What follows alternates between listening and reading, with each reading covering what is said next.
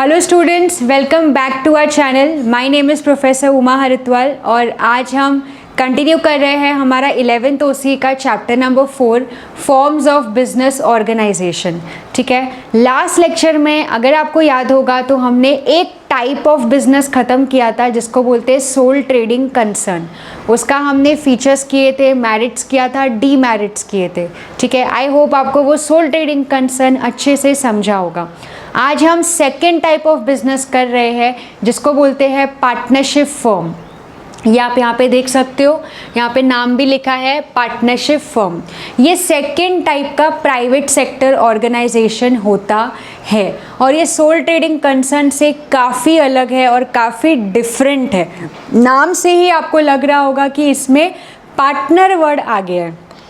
Okay, तो firm, partnership firm, firm का मतलब होता है बिजनेस, कि क्या कर रहे हैं हम बिजनेस कर रहे हैं, उसको हम लोग क्या बोलते हैं, फर्म बोलते हैं। लेकिन अब इस पार्टनरशिप का मतलब क्या होता है?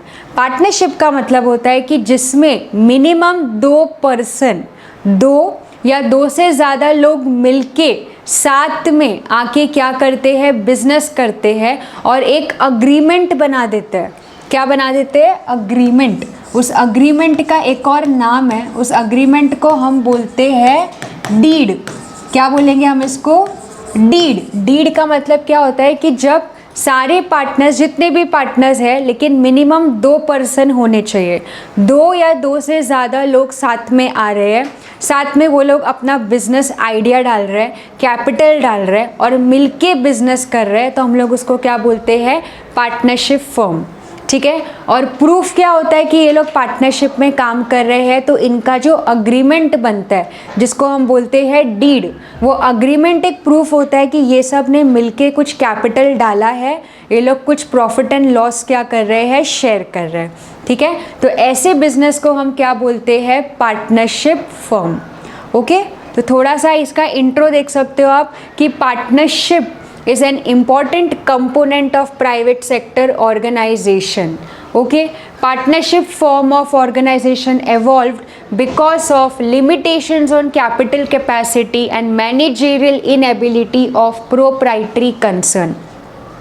अब आप में से बहुत सारे स्टूडेंट्स को ये कन्फ्यूजन होगा कि मैम अगर सोल ट्रेडिंग कंसर्न है, एक अकेला पर्सन जो अपने खुद के बिजनेस को चला रहा है, तो कोई भी फिर पार्टनरशिप में काम करना क्यों चाहेगा, क्यों अपने प्रॉफिट को शेयर करेगा? उसके पीछे है सोल ट्रेडिंग कंसर्न का डिसएडवांटेज। जब मैंने आपको लास्ट लेक्चर में सोल ट्रेडिंग कंसर्न का डीमेरिट्स करा रही थी तो मैंने आपको बताया था कि सोल ट्रेडिंग कंसर्न में एक डीमेरिट होता है जिसको हम बोलते हैं लिमिटेड कैपिटल। एक अकेला पर्सन आखिर कितना कैपिटल लेके आ सकता है? थोड़ा सा बैंक से लोन ले लेगा, थोड़ा खुद का सेविंग्स यूज़ कर लेगा, बट उसके अलावा और कैपिटल वो नहीं लेके आ सकता है। और अगर वो किसी और से कैपिटल ले रहा है तो उसको अपने बिजनेस में क्या करना पड़ेगा, उसको इंक्लूड करना पड़ेगा। तो ये एक डिसएडवांटेज है सोल ट्रेडिंग का कि लिमिटेड कैपिटल के वजह से और लिमिटेड मैनेजरियल एबिलिटी के वजह से एक अकेला पर्सन पूरे बिजनेस को अकेला मैनेज नहीं कर सकता अगर उसको लार्ज स्केल ऑपरेशन पे काम करना है। ठीक है, जब तक स्मॉल स्केल पे काम कर रहा है तब तक वो अकेला अपने मैनेजमेंट कैपेसिटी को यूज़ करके बिजनेस को चला सकता है, लेकिन जब आपको लार्ज स्केल पे काम करना है तो आपको टीम लगती है। ठीक है, सबके अंदर उनके कुछ स्पेशलाइजेशन होते हैं, तो वो लोग वो अपने बिजनेस में लेके आते हैं। तो ये सोल ट्रेडिंग कंसर्न के लिमिटेशंस के वजह से पार्टनरशिप बिजनेस का इवॉल्व हुआ। ठीक है, सो यहाँ पे आप देख सकते हो इसका मीनिंग लिखा हुआ है, a business organisation owned and managed by more than one person where all partners share profit and losses of the business as well as liability is known as partnership business. ठीक है, partnership business का मतलब ही क्या होता है कि जिसमें 2 या 2 से ज़्यादा पर्सन मिलके बिजनेस की शुरुआत करते हैं और वो लोग साथ में प्रॉफिट एंड लॉस एक दूसरे के साथ क्या करते हैं, शेयर करते हैं। यहाँ तक कि इनकी जो लाइबिलिटी होती है वो भी एक अकेले के सर पे नहीं होगी, जितने भी पार्टनर होंगे उन सबको इनकी लाइबिलिटी भी क्या करनी पड़ेगी, बर्डन को बेयर करना पड़ेगा। ठीक है, तो ये होता है पार्टनरशिप फर्म। ओके, अब पार्टनरशिप फर्म का एक कानून भी बनाया हुआ है। ठीक है, जैसे कि मैंने जब आपको सोल ट्रेडिंग कराया था तब मैंने आपको बोला था कि सोल ट्रेडिंग कंसर्न का गवर्नमेंट ने कोई अलग से कानून नहीं बनाया हुआ है, कोई लॉ नहीं बनाया हुआ है। लेकिन जब आप पार्टनरशिप फर्म को स्टडी करते हैं तो पार्टनरशिप फर्म के लिए गवर्नमेंट के नज़र में एक एक्ट बनाया गया है जिसका नाम है इंडियन पार्टनरशिप एक्ट 1932। 1932 में पार्टनरशिप बिजनेस के लिए एक कानून बनाया गया था, एक लॉ बनाया गया था, और जो भी इस लॉ के अंदर लिखा हुआ है वो पार्टनरशिप बिजनेस के पार्टनर्स को फॉलो करना पड़ेगा, क्योंकि इसका एक प्रॉपर पार्लियामेंट में क्या बन चुका है, कानून बन चुका है। ठीक है, कोई भी चीज़ का एक्ट बन जाता है, एक्ट का मतलब होता है किसी भी चीज़ का एक कंट्री में एक लॉ बन गया, एक संविधान बन गया, है ना। Let's say for example Lok Sabha Rajya Sabha होती है जिसको हम बोलते हैं पार्लियामेंट। तो पार्लियामेंट में ये एक्ट को बनाया जाता है, ये कानून को बनाया जाता है। ठीक है, और जब ये लॉ पास हो जाता है तो कंट्री में हर एक लोगों को ये रूल फॉलो करना पड़ता है। तो अगर आप पार्टनरशिप बिजनेस करते हैं तो आपको इंडियन पार्टनरशिप एक्ट 1932 में जितने भी रूल्स एंड रेगुलेशंस लिखे हुए हैं वो सब आपको फॉलो करना पड़ेगा। ओके, ठीक है। अब इसमें एक और चीज़ आपको याद रखनी है, अगर आप पार्टनरशिप बिजनेस महाराष्ट्र में करते हैं तो महाराष्ट्र में आपको अपने पार्टनरशिप बिजनेस को रजिस्ट्रेशन करना कंपलसरी है। लेकिन आप महाराष्ट्र के बाहर अगर पार्टनरशिप बिजनेस करते हैं तो रजिस्ट्रेशन ऑप्शनल हो जाता है।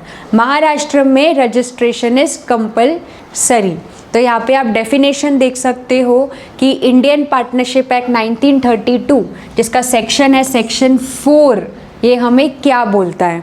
Okay, partnership is the relation between person who have agreed to share the profits of a business carried on by all or any of them acting for all. जितने भी partner एक साथ में आए हैं जो बिजनेस साथ में करना चाहते हैं उनको प्रॉफिट शेयर करना पड़ेगा। इसके अलावा अगर लॉस है तो उनको वो लॉस भी क्या करना पड़ेगा, बेयर। उसी टाइप के बिजनेस को हम क्या बोलते हैं, पार्टनरशिप बिजनेस। ठीक है, ओके। तो आई होप आपको मीनिंग समझ में आ गया होगा कि पार्टनरशिप फर्म का मतलब क्या होता है। ओके, अब हम कंटिन्यू करेंगे विथ फीचर्स ऑफ पार्टनरशिप। चलो कुछ इम्पॉर्टेंट टर्म्स पहले देख लेते हैं जो आप पार्टनरशिप में सुनते हो। एक होते हैं पार्टनर, यहाँ पे आप स्क्रीन पे देख सकते हो partner, partnership firm, firm name. Partner मतलब वो सारे पर्सन जो एक साथ में बिजनेस में आए हैं अपना कैपिटल लेके, उनको हम क्या बोलेंगे, पार्टनर। और यही पार्टनर जब मिलके बिजनेस को करते हैं तो उसको एक नाम बन जाता है पार्टनरशिप फर्म। ठीक है, person who have entered into partnership with one another are collectively called as firm. और फर्म का उनका अलग से क्या होता है, नाम भी होता है। ठीक है, कोई भी पार्टनरशिप फर्म का बिजनेस आप देखोगे तो वो इंडिविजुअल पार्टनर के नाम पे नहीं होता है, ये लोग मिलके एक फर्म का नाम डालते हैं। ओके, तो यहाँ पे देखो, the name under which partnership business is carried on is called as firm name. ठीक है, तो चलो अभी ये तो हो गया पार्टनरशिप फर्म का इंट्रो एंड मीनिंग। ठीक है, अब हम स्टार्ट कर रहे हैं अपना पहला क्वेश्चन जिसको हम क्या बोलते हैं, फीचर्स के बारे में पढ़ेंगे कि पार्टनरशिप फर्म के फीचर्स क्या है।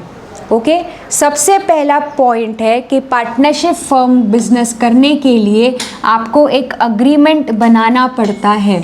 और अग्रीमेंट को मैंने अभी आपको बताया कि अग्रीमेंट को हम बोलते हैं पार्टनरशिप डीड। ठीक है। अग्रीमेंट का मतलब क्या होता है, एक प्रॉपर डॉक्यूमेंट बनता है, वो डॉक्यूमेंट के अंदर सारे पार्टनर्स के नाम होते हैं, वो लोग कितना कैपिटल लेकर आए हैं वो लिखा हुआ रहता है, कितना वो लोग प्रॉफिट शेयर करेंगे उसका रेशियो लिखा हुआ रहता है। ओके हर एक चीज़ उस अग्रीमेंट में लिखी हुई रहती है, और जितने भी पार्टनर्स वो बिजनेस में है उनका साइन होता है, स्टैम्प होता है। तो वो एक अग्रीमेंट एक प्रूफ बन जाता है कि इन लोगों के बीच में एक पार्टनरशिप बिजनेस स्टार्ट हुआ है। तो अग्रीमेंट एक रिटन डॉक्यूमेंट होता है। मतलब आप ओरली अगर बोल रहे हो कि आज से तू पार्टनर, ऐसा नहीं चलेगा। आपको अगर पार्टनरशिप बिजनेस करना है तो आपको प्रॉपर रिटन में एक प्रॉपर स्टैंपिंग के साथ, साइनिंग के साथ एक लीगल डॉक्यूमेंट बनाना पड़ेगा। ओके तो यहाँ पे वही लिखा हुआ है, partnership is an outcome of an agreement between 2 or more person who are conducting partnership business for earning profit. Okay, the agreement between partners may be normally ये कैसा रहेगा, रिटन ही रहता है। ओरली अगर इनकी बात भी होना तो भी इनको रिटन अग्रीमेंट बनाना ही पड़ता है। ठीक है, क्योंकि ओरली में क्या होता है कि कभी कभी आगे डिस्प्यूट हो सकता है। यहाँ पे ओरल लिखा तो है बट एक्चुअली में सारे पार्टनरशिप अग्रीमेंट बनते हैं। ओके क्योंकि वो ज़रूरी है ताकि आगे जाके कोई पार्टनर एक दूसरे के साथ फ्रॉड या स्कैम ना करे। ठीक है, so it is always advisable, आगे लिखा भी है कि it is always advisable to have written agreement between all partners, क्योंकि अगर रिटन में सब कुछ रहेगा तो कोई भी पार्टनर एक दूसरे के साथ फ्रॉड नहीं कर सकता है, चीट नहीं कर सकता है, और उनको एकदम ट्रू एंड फेयर, एकदम ऑनेस्टली फिर वो लोग बिजनेस में क्या करेंगे, काम करेंगे। ठीक है, नेक्स्ट पॉइंट आता है कि इसके अंदर जो ओनरशिप होती है वो जॉइंट ओनरशिप होती है। जॉइंट का मतलब होता है मिलजुल के, है ना। इसमें एक अकेला ओनर नहीं है, इसमें जितने भी पार्टनर बनेंगे, चाहे वो 2 हो, 5 हो, 10 हो, 20 हो, जितने भी लोग मिलके बिजनेस कर रहे हैं वो सब वो बिजनेस के क्या बन जाते हैं, ओनर।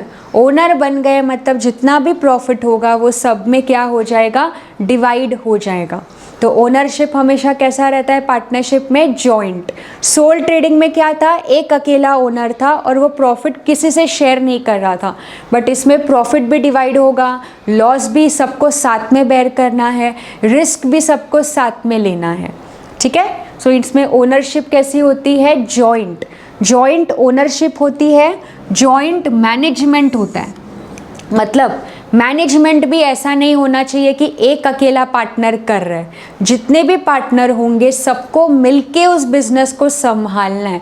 मतलब मीटिंग होगा तो मीटिंग में सबको साथ में जाना है, कोई अग्रीमेंट साइनिंग होगा तो सारे पार्टनर के साथ मिलके सबका कंसेंट होना चाहिए। अगर एक ना बोल रहा है, एक हाँ बोल रहा है, तो आप उसको उस प्रोजेक्ट को नहीं ले सकते। अगर आप कुछ प्रोजेक्ट लेना चाहते हैं तो सारे पार्टनर्स के कंसेंट होने चाहिए, सबकी हाँ होनी चाहिए कि ठीक है हम ये प्रोजेक्ट कर सकते हैं। तो ओनरशिप भी सबके मिलके होती है, मैनेजमेंट भी सब मिलजुल के संभालते हैं इस बिज़नेस को। प्लानिंग करना, डिसीजन लेना, वो सब कुछ मिलके होता है। ठीक है, तो मैनेजमेंट भी कैसा रहेगा, joint. Every partner has right to take active participation in the management of the business. However one or more partner may agree to manage business on behalf of other partners in the firm. अब इस line का मतलब क्या होता है, ये कब होता है कि जब किसी बिजनेस में 10-15 पार्टनर्स हैं, ठीक है, और उसमें से ना कुछ कुछ पार्टनर एक्टिव पार्टनर नहीं होते। इसके बारे में मैं आपको टाइप्स ऑफ पार्टनर में सिखाऊंगी। हम लोग नेक्स्ट लेक्चर में टाइप्स ऑफ पार्टनर सीखेंगे, तब मैं आपको बताऊंगी कि पार्टनर के भी टाइप्स होते हैं। ठीक है, कुछ एक्टिव पार्टनर्स होते हैं, कुछ एक्टिव पार्टनर नहीं भी होते। तो उस टाइम पे सिर्फ जो एक्टिव पार्टनर होते हैं वो मेजरली उस बिजनेस को क्या करते हैं, मैनेज करते हैं। ओके, तो अभी तक क्या क्या सीख लिया हमने कि पार्टनरशिप में एक अग्रीमेंट बनाया जाता है। ठीक है, पार्टनरशिप में जॉइंट ओनरशिप होता है, पार्टनरशिप में जॉइंट मैनेजमेंट होता है। उसके अलावा पार्टनरशिप एक पूरा लॉफुल बिजनेस है। लॉफुल का मतलब वही कि कानून के नज़र में ये पूरा लीगल बिजनेस है। इसका पूरा प्रॉपर क्या बनाया गया है, एक्ट। और वो एक्ट के अंदर जो भी लिखा गया है वो आप सबको क्या करना है, बिजनेस में फॉलो करना है. So every partnership firm must undertake lawful business only. The partnership should not engage in any business which is forbidden by the law. Forbidden का मतलब होता है जो बिजनेस को कानून ने बैन करके रखा है. कुछ बिजनेस ऐसे होते हैं जो एक्ट में लिखा गया है कि पार्टनरशिप बिजनेस इस टाइप का बिजनेस नहीं कर सकता है, तो जो लॉ ने फॉरबिड कर दिया है. फॉरबिड का मतलब होता है कि जो चीज़ कंप्लीटली मना है, तो वो टाइप के बिजनेस आप पार्टनरशिप में नहीं कर सकते. आपको सिर्फ लॉफुल बिजनेस करना है जो रूल में लिखा गया है. ठीक है. Then the partnership firm can not be form to carry out any unlawful business. अभी वो अनलॉफुल बिजनेस का एग्जाम्पल भी दिया हुआ है यहाँ पे. जैसे अगर आप कुछ स्मगलिंग कर रहे हो, ठीक है, कुछ इलीगल एक्टिविटी का बिजनेस कर रहे हो पार्टनरशिप में, तो वो आपके लिए अनलॉफुल हो जाएगा और सीधा आपका बिजनेस बंद हो जाएगा, जेल हो जाएगी, पेनाल्टी लगेगी. ठीक है. तो ये सारी चीज़ें फिर एक साथ में होगी. आप पार्टनरशिप बिजनेस करोगे तो आप लॉफुल बिजनेस ही कर सकते हो जो कानून के नज़र में लीगल बिजनेस है. ओके. सो लॉफुल बिजनेस. नेक्स्ट पॉइंट है लाइबिलिटी. लाइबिलिटी का पॉइंट हमने सोल ट्रेडिंग में किया था, तो जिसमें हमने सीखा था कि जो सोल ट्रेडर की लाइबिलिटी होती है वो अनलिमिटेड होती है, क्योंकि सारा बर्डन उसको अकेले को बेयर करना है. वैसे ही पार्टनरशिप फर्म में पार्टनर की लाइबिलिटी अनलिमिटेड होती है.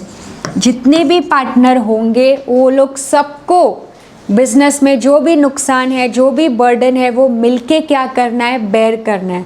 तो इनकी लाइबिलिटी भी कैसे होती है, अनलिमिटेड. ठीक है. सो यहाँ पे देखो लिखा है the liability of each partner is unlimited, joint and several. ठीक है. Unlimited liability arises when the assets of the firm are not sufficient to pay off claim of the creditor. The private properties of the partner are attached to satisfy such claims. अब इसका मतलब क्या हुआ, let's say liability का मतलब क्या होता है कि समझो आपने बैंक से बहुत ज़्यादा लोन ले लिया बिजनेस के नाम पे, आपके पार्टनरशिप फर्म के नाम पे आपने बहुत सारे लोन ले लिए. ठीक है. लेकिन अब आपके बिजनेस में इतना पैसा नहीं है, बिजनेस में इतना पैसा नहीं है जिससे आप क्या कर सको, लोन को चुका सको. मतलब आपकी लाइबिलिटी आपके असेट से जब क्या हो जाती है, बहुत ज़्यादा हो जाती है.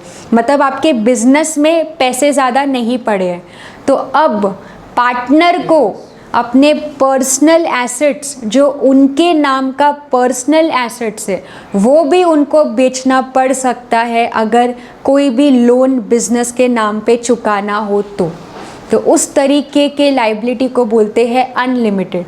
कि जब भी बिजनेस को लॉस हो रहा है, बिजनेस लोन नहीं चुका पा रहा है, तो पार्टनर को अपने पर्सनल, उनके पास जो पैसे होते हैं, जो असेट्स होते हैं, वो बेचना भी पड़ सकता है ताकि वो लोन को पूरा रीपे कर सके.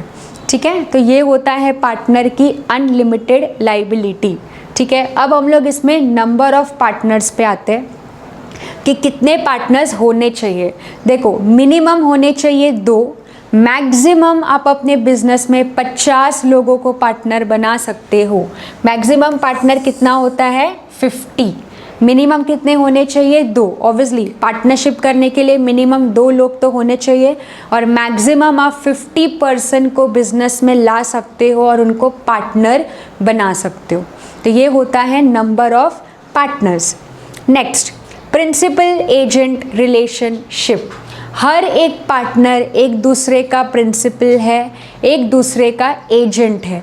प्रिंसिपल का मतलब वही जो पूरा ओन कर रहा है, मैनेज कर रहा है, और एजेंट का मतलब होता है कि एक पार्टनर दूसरे पार्टनर के बिहाफ पे जब कुछ काम कर लेता है.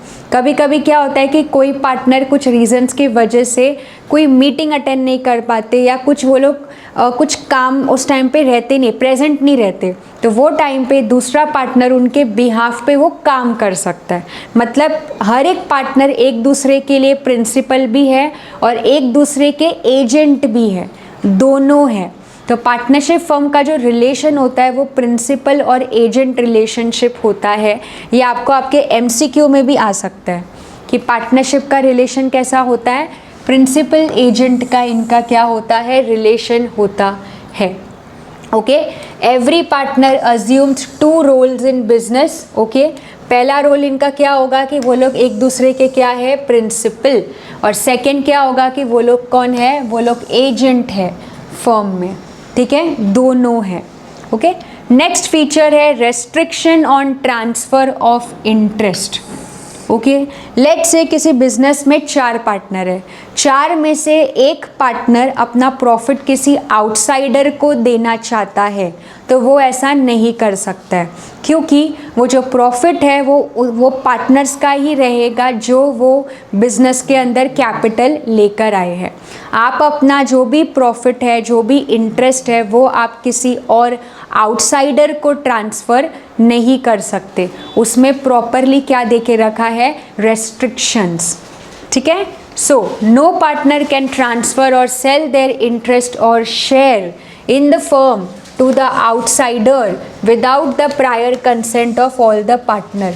आपको पहले बाकी सारे पार्टनर से परमिशन लेना पड़ेगा कि क्या आप अपने शेयर किसी और आउटसाइडर को ट्रांसफ़र कर सकते हैं, या क्या आप अपना प्रॉफिट किसी और को ट्रांसफ़र कर सकते हैं। तो आप अपने मर्ज़ी से रैंडमली किसी को भी ट्रांसफ़र नहीं कर सकते, आपको पहले बाकी के सारे पार्टनर से क्या लेना पड़ेगा, परमिशन लेना पड़ेगा। ठीक है, फिर नेक्स्ट है रजिस्ट्रेशन। जैसे कि मैंने बोला कि आप अगर पार्टनरशिप बिजनेस करते हैं तो आपको इंडियन पार्टनरशिप एक्ट 1932 में रजिस्ट्रेशन करना पड़ेगा। ये इंडिया में एक एक्ट बना के रखा है जिसमें आपको प्रॉपर एक लीगल डॉक्यूमेंट के साथ अपने बिजनेस को रजिस्ट्रेशन करना पड़ता है, और ये बिजनेस का रजिस्ट्रेशन महाराष्ट्र में कंपलसरी है। महाराष्ट्र में क्या है, कंपलसरी है, और अदर स्टेट्स में ऑप्शनल है रजिस्ट्रेशन। यहाँ पे देखो लिखा है in Maharashtra from April 1985 okay, registration of partnership is compulsory as per their respective state provisions. Okay, और ये रजिस्ट्रेशन होता कहाँ पे है, तो रजिस्ट्रार का एक नाम है, रजिस्ट्रार ऑफ फर्म। ये हर स्टेट में होता है, एक रजिस्ट्रार का ऑफिस होता है जहाँ पे आप अपने पार्टनरशिप बिजनेस को क्या कर सकते हो, रजिस्टर कर सकते हो। एक प्रॉपर लीगल तरीके से पूरा आपका काम होता है। ओके, ठीक है। फिर नेक्स्ट पॉइंट क्या है, sharing of profit and losses. ठीक है, पार्टनरशिप बिजनेस में सारे पार्टनर को प्रॉफिट शेयर करना पड़ेगा। अब वो प्रॉफिट शेयर कैसे हो सकता है, या तो ये लोग एक दूसरे के साथ इक्वली क्या करेंगे, प्रॉफिट शेयर करेंगे।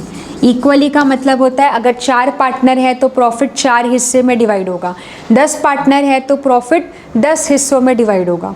तो या तो इक्वली डिवाइड होता है, या तो इनके कैपिटल के हिसाब से डिवाइड होगा। कैपिटल के हिसाब से मतलब जो ज़्यादा कैपिटल लेके आ रहा है उसको ज़्यादा प्रॉफिट मिलेगा, जो कम कैपिटल लेके आ रहा है उसको कम मिलेगा। तो ये अग्रीमेंट में लिखा हुआ रहता है कि किस तरीके से प्रॉफिट एंड लॉस शेयर होगा। इक्वल शेयर होगा, कैपिटल रेशियो के हिसाब से शेयर होगा, या खुद हम डिसाइड करेंगे कि रेशियो 3:2 का होना चाहिए या 1:2 का होना चाहिए। ठीक है, तो ये है sharing of profit and losses. And final point है पार्टनरशिप बिजनेस का कि टर्मिनेशन ऑफ पार्टनर। ठीक है, पार्टनरशिप बिजनेस का टर्मिनेशन कब होता है, अगर किसी पार्टनर को फर्म छोड़ के जाना है, अगर किसी पार्टनर को पार्टनरशिप फर्म का बिजनेस एंड करना है, मतलब उसको उस फर्म से निकलना है, बिजनेस बंद नहीं हो रहा है, बस उसको उस पार्टनरशिप बिजनेस से निकलना है, तो वो राइटिंग में दे सकता है कि उसको अब और आगे कंटिन्यू नहीं करना है एज अ पार्टनर। ठीक है, तो यहाँ पे लिखा है a partner may resign on his own by giving notice to other partners in writing. Okay, the partners may also be remove from the firm for fraudulent activities. Okay, let's say for example किसी business में 4 partners है, 4 में से अगर एक partner भी निकलता है तो पार्टनरशिप बिजनेस ख़त्म नहीं होगा, खाली पार्टनर वो बिजनेस से क्या हो रहा है, निकल रहा है। ठीक है, तो पार्टनर अपने मर्जी से भी निकल सकते हैं उस बिजनेस में से, या फिर वो पार्टनर अगर कुछ फ्रॉड कर रहा है तो ऑटोमेटिकली बाकी पार्टनर्स उसको बिजनेस से क्या करेंगे, निकाल देंगे। ठीक है, तो ये है आपके कुछ फीचर्स। और लास्ट पॉइंट पे आते हैं, डिसोल्यूशन। डिसोल्यूशन का देखो, टर्मिनेशन का मतलब होता है जहाँ पे सिर्फ पार्टनर बिजनेस से निकल रहा है, बिजनेस अभी भी चल रहा है, लेकिन डिसोल्यूशन का मतलब होता है कि बिजनेस ही खत्म हो गया, है ना। पार्टनरशिप बिजनेस ही क्या हो गया, डिसॉल्व हो गया। डिसॉल्व का मतलब समझ लो कि शट डाउन हो गया। और बिजनेस शट डाउन कब होता है, जब बिजनेस को इतना ज़्यादा लॉस हो चुका है ना, या बिजनेस में बैंक्रप्टेंसी आ गई है, बिजनेस के पास पैसे ही नहीं है आगे कंटिन्यू करने के लिए, तो वो टाइम पे पार्टनरशिप बिजनेस ही क्या हो जाता है, ख़त्म हो जाता है। ओके, तो यहाँ पे देखो क्या लिखा है, a firm can be dissolve at any time if the partner agree to do so. The partnership firm gets automatically dissolved in case of death, insolvency or insanity of any of the partners unless provided in the partnership agreement about continued existence of the firm in such situations. इसका मतलब क्या हुआ कि अगर किसी business में दो partner हैं, दो में से अगर एक की डेथ हो जाती है, या वो कंगाल हो जाता है, या वो इनसेन हो जाता है, पागल हो जाता है, तो वो टाइम पे एक ही बचेगा, तो ऑटोमेटिकली उन दोनों के बीच में जो पार्टनरशिप फर्म का अग्रीमेंट है वो वहाँ पे क्या हो जाता है, ख़त्म। ठीक है, तो डिसोल्यूशन का मतलब होता है जब आप अपने फर्म को ही क्या कर देते हो, शट डाउन कर देते हो। ठीक है, ओके, तो ये थे आपके कुछ फीचर्स ऑफ पार्टनरशिप फर्म। बहुत सारे पॉइंट्स हैं, 12 पॉइंट्स आप देख सकते हो यहाँ पे फीचर्स के हैं, है ना। एक बार लास्ट रिवाइज कर लेते हैं हमने क्या क्या सीखा पॉइंट्स में। तो पार्टनरशिप फर्म का पहला फीचर क्या है, अग्रीमेंट। फिर क्या आता है, joint ownership, joint management, lawful business, है ना, लाइबिलिटी, उसके बाद number of partners, principal agent relationship, restriction on transfer of interest, registration, sharing of profit and losses, and finally क्या है, termination of partner and dissolution. At least इसमें से आपको 10 point पढ़ने हैं अगर आपको ये बड़े ब्रीफ 10 मार्क के लिए एग्ज़ाम में आता है तो। ठीक है, तो ये था हमारा features of partnership firm. Next lecture में मैं आपको सिखाऊंगी types of partner. I hope आज का ये कॉन्सेप्ट आपको समझा होगा। So thank you so much.